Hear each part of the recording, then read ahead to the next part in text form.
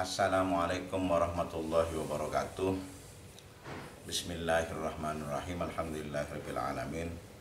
Wassalatu wassalamu ala asyrafil anbiya'i wal mursalin sayyidina wa maulana Muhammadin wa ala alihi wa sahbihi ajma'in, amma ba'du.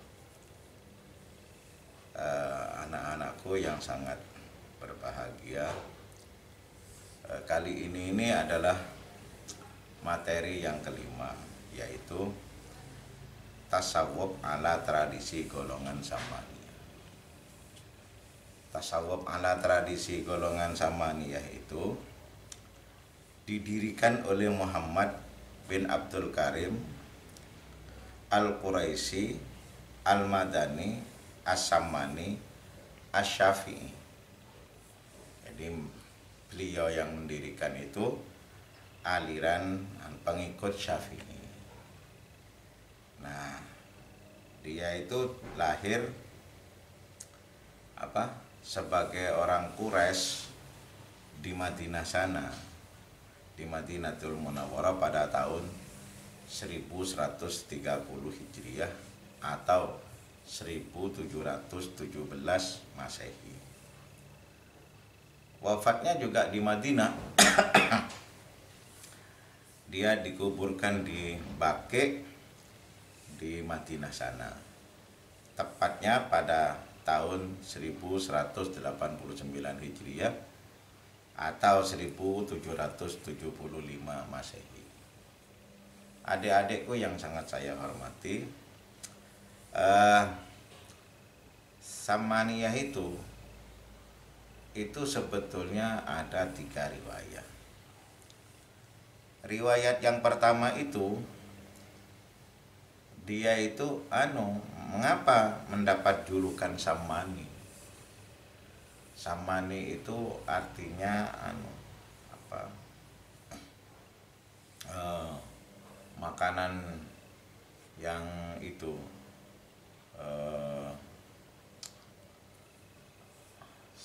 Samaniyah itu makanan margarin.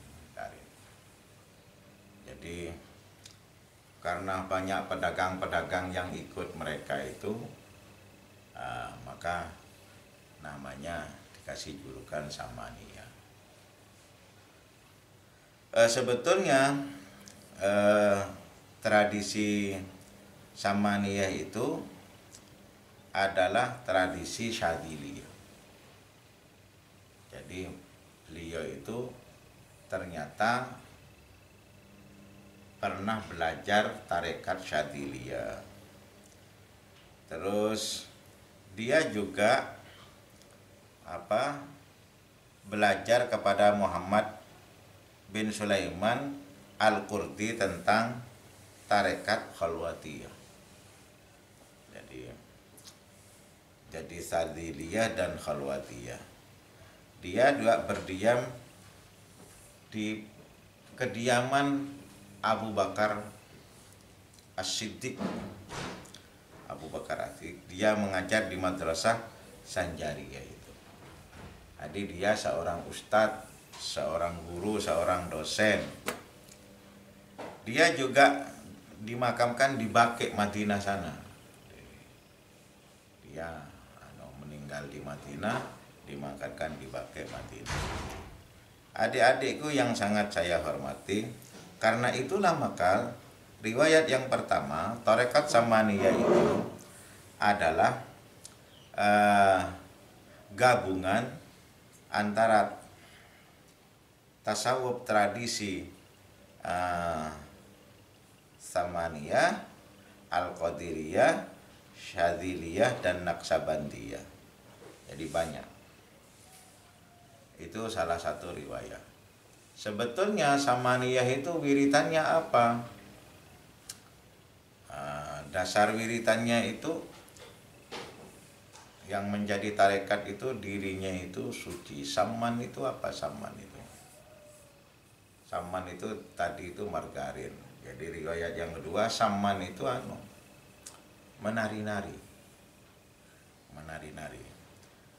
Mereka itu mengikuti tradisinya Nabi Zakaria. Ini riwayat yang kedua. Nabi Zakaria itu punya kesaktian, punya mukjizat. Nabi Zakaria pindah dari pohon yang satu kepada pohon yang lainnya. Itu hebatnya Nabi Zakaria. Tapi kelemahannya, ketika dia masuk dalam pohon, lalu digeraji atau dibacok, Nabi Zakaria tidak bisa keluar. Nabi Zakaria tidak bisa keluar. Lalu pohon yang dimasuki Nabi Zakaria itu digeraji oleh musuhnya. Nah, digeraji itu wiritannya Nabi Zakaria itu lengkap. Apa? Wiritan dia yang dimaksudkan Nabi Zakaria di dalam pohon itu khalwat. Makanya paduan antara khalwatiyah. Jadi wiritannya di sana itu la ilaha illallah.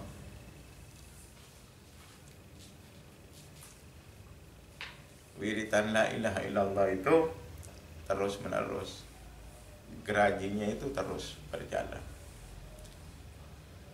Ketika gerajinya itu sudah mendekati lehernya,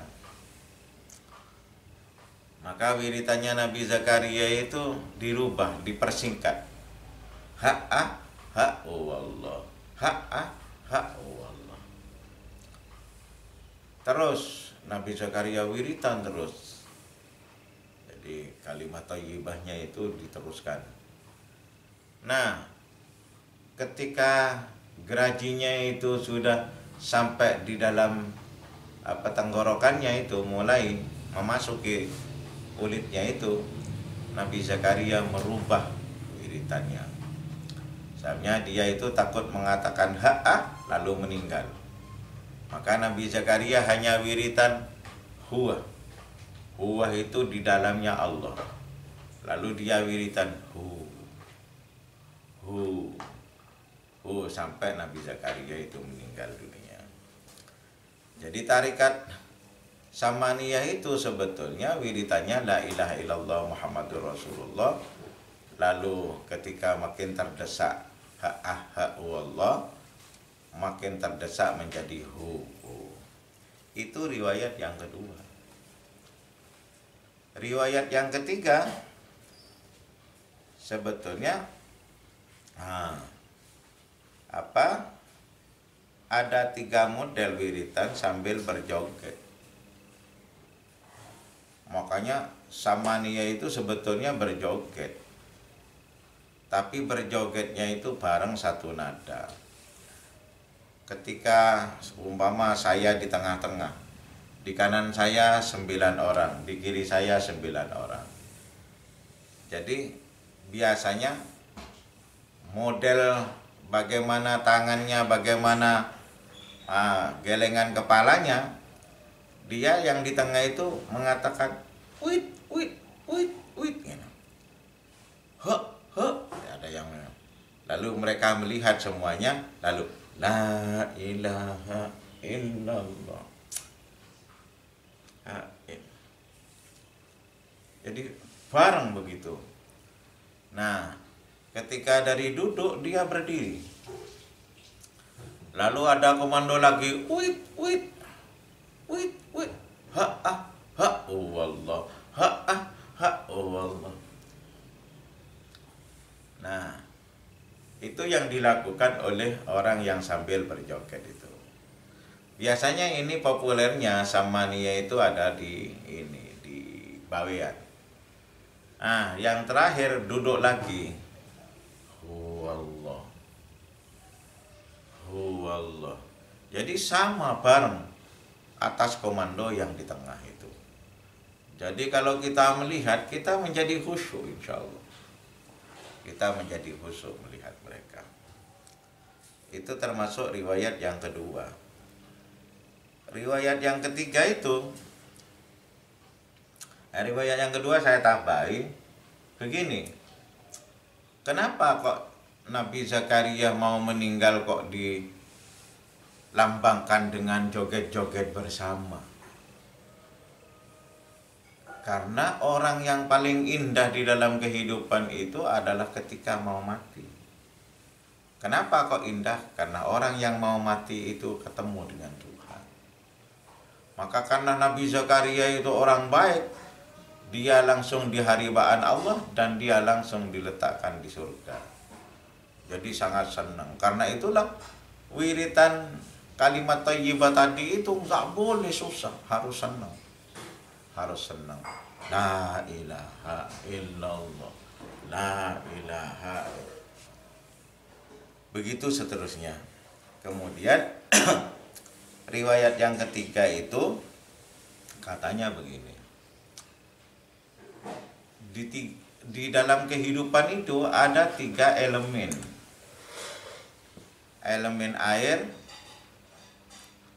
terus elemen tanah, elemen udara. Jadi ada 3 itu. Karena ada 3 itu, maka elemen air ada wiritannya tersendiri, elemen tanah itu ada wiritannya sendiri, elemen angin itu ada wiritannya sendiri. Loh, bagaimana bentuk wiritannya elemen air itu? Yaitu tadi, la ilaha illallah, mengalir bagaikan air. Wiritan elemen tanah, Allah, Allah, itu elemen tanah. Lalu elemen anginnya, wiritannya gimana? Huwallah, jadi seperti itu. Jadi ada 3 riwayat itu. Tapi yang paling populer ya Samman itu, joget-joget itu. Gembira karena mengantarkan Nabi Zakaria menuju Tuhan. Adik-adikku yang sangat saya hormati, ini praktekkan ini. La ilaha illallah, la ilaha illallah. Lalu berdiri. Allah, Allah. Ini sambil joget-joget bareng ini. Karena orangnya banyak, saya berhadapan dengan orang lain. Terus sebaliknya itu ada sampai kadang 5 baris. Tapi begininya itu paling sedikit itu gitu. 9, 1 di tengah-tengah gitu. Karena itulah yang 9 itu membutuhkan 1 ya untuk 10.